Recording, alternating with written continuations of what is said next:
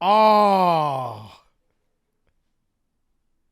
Oh, why I gotta tell him that story?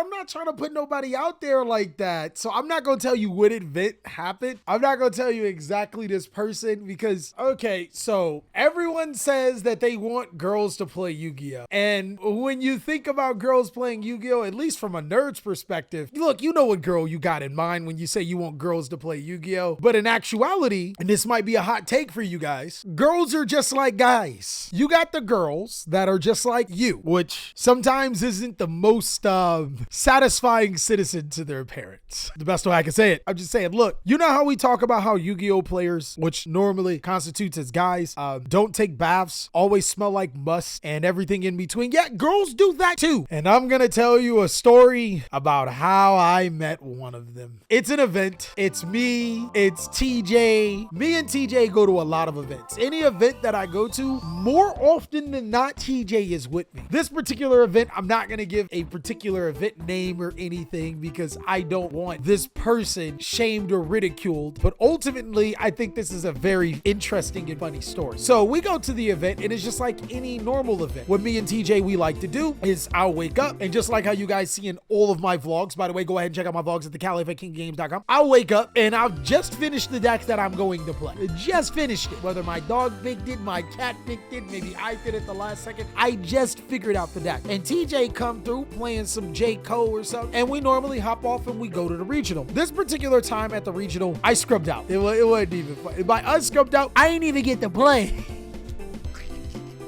My friend, talk about scrubbing out and not being able to play. I spent pretty much an all-nighter and a good morninger building a Yu-Gi-Oh deck that I can't even. I forgot my deck.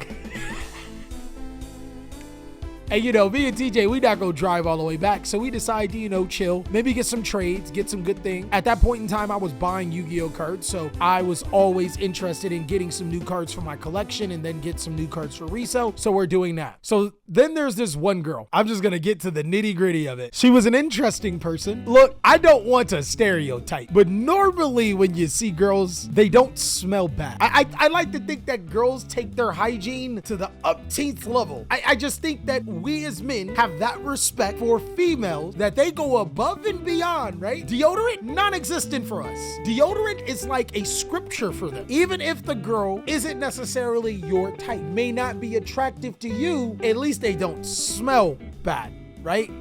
Wrong. This particular girl, she walks up to me and she's like, "Hey, how are you?" And I'm like, "Hey, you know, how you doing?" And then that's when I got the wolf.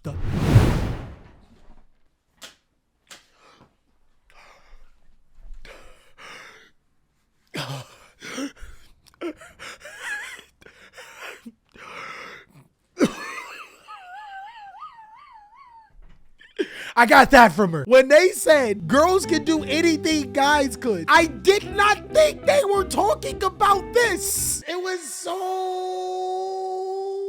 bad. She just smelled like a Yu-Gi-Oh player. I don't know. It's like this weird phenomenon. Like some of them, you can tell that they take baths, but you can smell that they did not take care of themselves. I don't know. It's like they got in a shower and they washed everything, but they in their armpits. I don't know. Yes, the mustard smell. She hit me with the mustard smell. It was whoosh. And I'm like, all right, regular day in the office. It caught me off guard because, again, women normally smell nice. But she hit me with the hot grease and onions. She hit me with the smell. Smelled like a McDouble.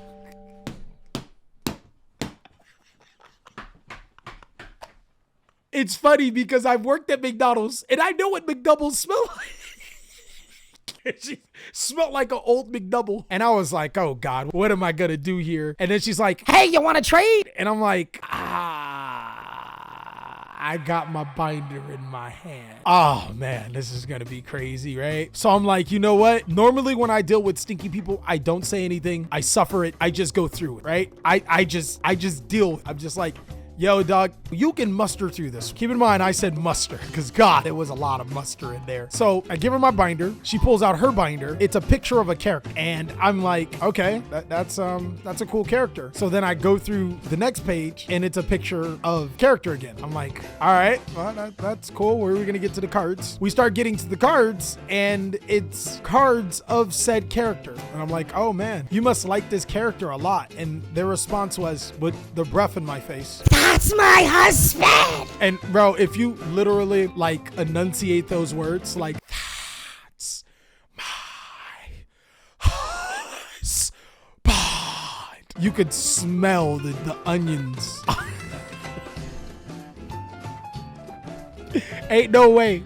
I couldn't deal with it. Her particular breath did not smell pleasant. And I'm just sitting there and I'm like, just go through her binder really quickly so you can go. So I go through her binder and she pulls out another binder. And I'm like, what's going on? And she's like, yo, these are some expensive cards. And I'm sitting here and in my head, I'm like, yo, look, so that's how we gonna do it. If I give her the expensive card for free, maybe I can get away because she just exodiated me like Yugi did Kaiba. And I'm not trying to deal with that anymore. I'm not trying to. So I was like, God, just give her the card. So TJ comes around and TJ, he's like, yo, you're trading? And normally when I'm trading, TJ likes to do a couple of things. First of all, he likes to watch over my stuff because sometimes I can get a little careless and leave it everywhere and then it can come up missing. And secondly, TJ knows me like the back of his hand. He knows what cards, more often than not, he knows, yo, Callie's gonna want this card. Callie's gonna think this card's good. So TJ comes over and I'm like, TJ, you don't want. I'm trying to tell her, I'm like,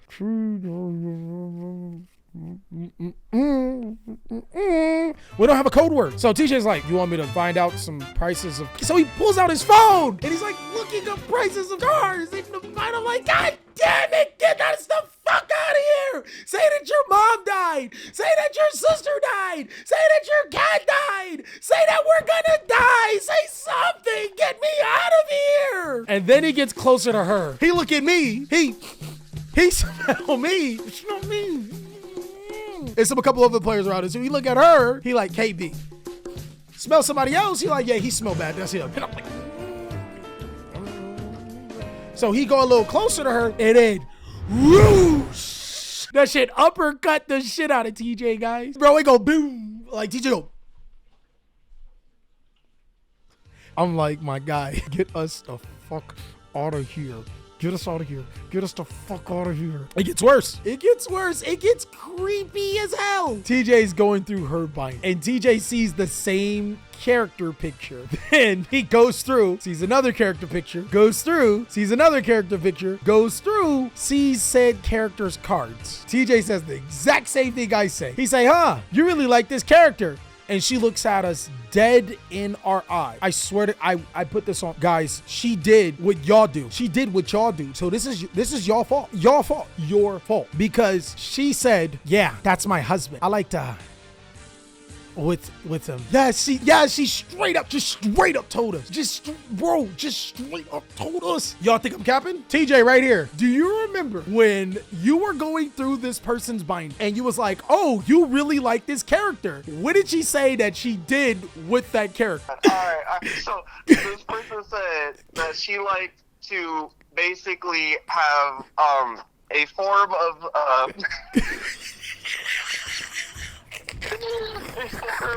of like sexual relations